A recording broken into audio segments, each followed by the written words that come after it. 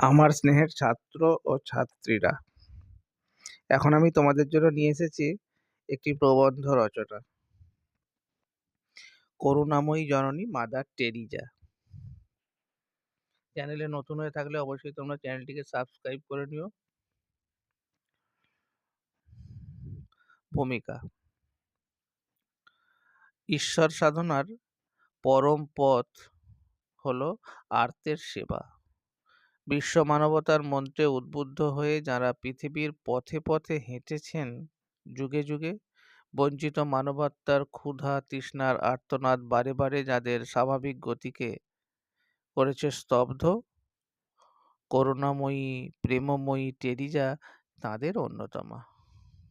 এই মহীয়সী মানবী আশ্রয়হীনের পরম ঠাঁই, তাপিত প্রাণের শীতল বারিধারা, রোগজর্জর মৃত্যুপথযাত্রীর মৃত সঞ্জীবনী, রুক্ষ ধূসর উন্মত্ত পৃথ্বীর শান্ত স্নিগ্ধ করুণার মন্দাকিনী। তাঁর অবারিত স্নেহাঞ্চলে সকলের সমান ঠাঁই।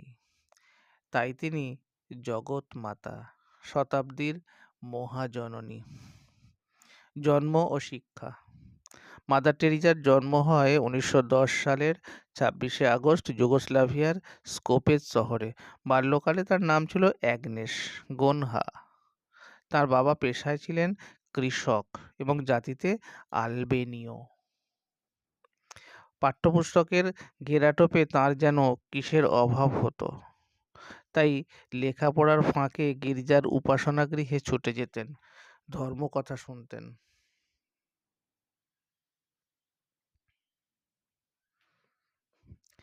সেবার আহ্বান: 1922 সাল। অ্যাগনেসের বয়স তখন মাত্র 12। সেখানকার জেসুইট সম্প্রদায়ের একদল সেবাকর্মী এসেছেন ভারতের সেবামূলক কাজের উদ্দেশ্যে। চোখের সামনে ভেসে উঠল লক্ষ কোটি মূঢ় ম্লান মুখ। তাদের ভাষাহীন ক্রন্দন বাষ্পাকুল করল তাঁকে। প্রভু যিশুর বাণীকে পাথেয় করে পা বাড়ালেন পথে, দীক্ষা নিলেন সেবা মন্ত্রে। শুরু হলো বিরামবিহীন যাত্রা।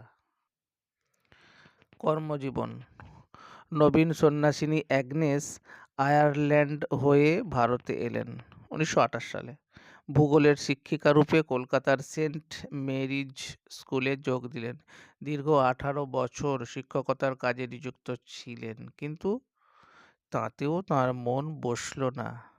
ক্লাস ঘরের জানলা দিয়ে দেখতেন অসহায় মানুষের জীবন যন্ত্রণা। তার মনে হতো কুষ্ঠরোগীর ব্যান্ডের তালে তালে নেচে যেতে, পথে ঘাটে দুস্থ শীর্ণ মানুষদের বুকে তুলে নিয়ে তাদের সব ব্যথা মুছে দিতে।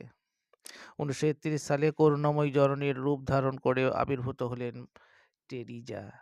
1948 সালের এপ্রিল মাসে পোপের অনুমতি পেয়ে 14 নম্বর ক্লিক লেনের একটা ছোট্ট ঘরে মাদারের নতুন জীবনের সূচনা হয়।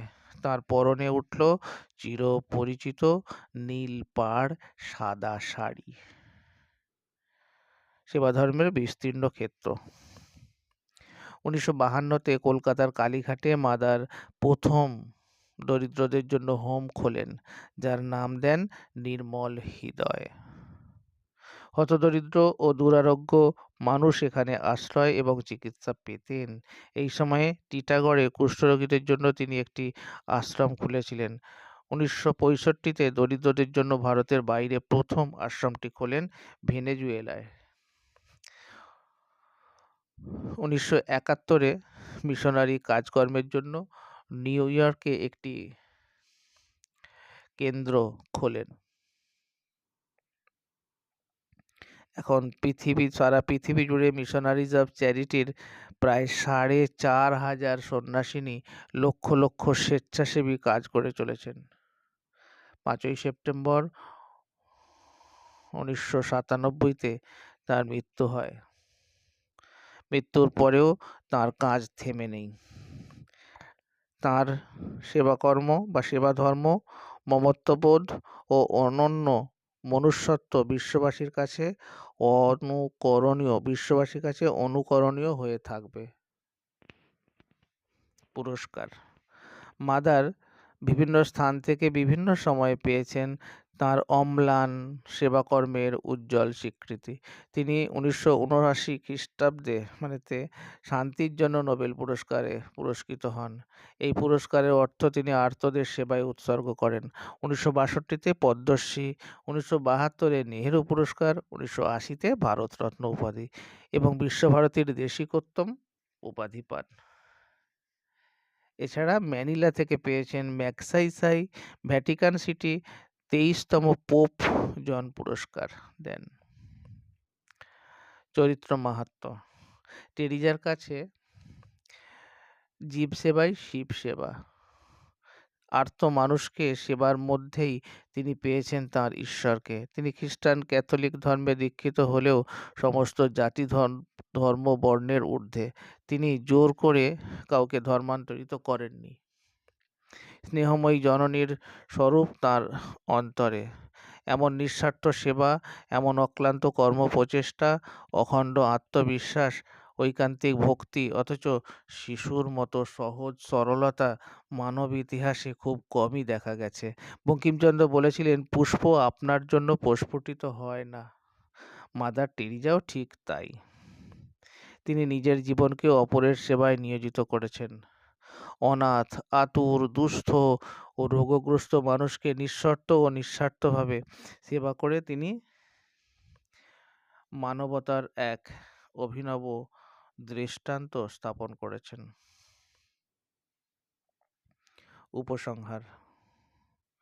মাদার টেরিজা তাঁর মাতৃহৃদয় দিয়ে প্রমাণ করেছেন হিংসা ও স্বার্থের দ্বন্দ্ব থেকে মানুষের হৃদয় ধর্ম ও মনুষ্যত্ববোধ অনেক ঊর্ধ্বে। তাই টেরিজার সেবা, শান্তি ও করুণা আজ বিশ্বের দরবারে স্বীকৃত। তাঁর জন্মের 100 বছর অতিক্রান্ত হয়েছে 2010 সালে। সব দিক দিয়ে তিনি এক মূর্তিমতী জীবন্ত বিগ্রহ। ভিডিওটা শেষ পর্যন্ত দেখার জন্য অসংখ্য ধন্যবাদ। ভালো লাগলে অবশ্যই বন্ধুদের মাঝে শেয়ার করে দেবো। তোমরা কোন বিষয়ের সাজেশান বা প্রবন্ধ রচনা বা কোনো পাঠ্যাংশের উত্তর পেতে চাও কমেন্টে জানিও।